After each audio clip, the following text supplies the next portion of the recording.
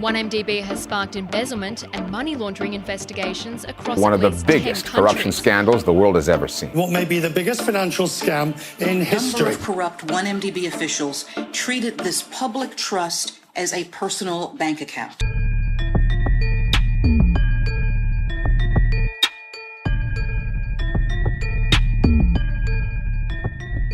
Follow us as we bring you into the courtroom where the biggest financial scandal in Malaysian history is being heard. By the Malaysian Insight, this is the Najib Razak 1MDB trial, and I'm Patrick Teo.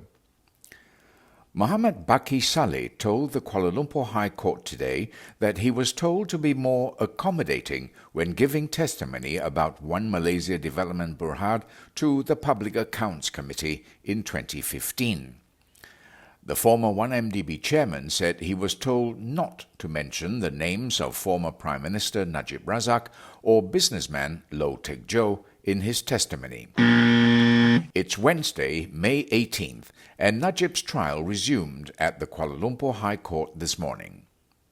Najib is standing trial for graft involving 2.28 billion ringgit in 1MDB funds.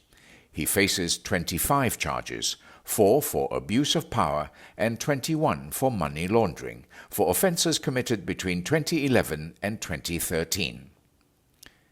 Bakke was back on the stand today, answering questions by Najib's lead counsel Shafi Abdullah about his testimony to the PAC. The prosecution's 15th witness told the court that 2 weeks before he was slated to testify, he was called by Najib to meet with then PAC chairman Hassan Arifin and former TV3 managing director Ahmad Farid Rizwan. Former 1MDB CEO Sharul Azral Ibrahim Halmi was also present at one of the meetings. This was the first of 2 meetings Bakke would be summoned to. The second meeting Bakke attended before giving testimony to the PAC was with former 1MDB Chief Executive Officer Arul Kanda Kandasamy.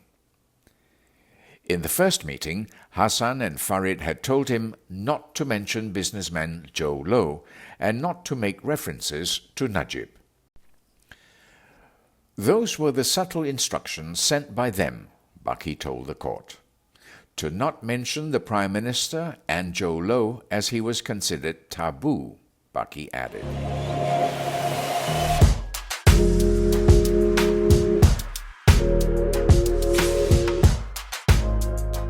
Bakke said the chief concern at the first meeting was to safeguard the reputation of the Prime Minister, who was worried about the fallout from the 1MDB affair.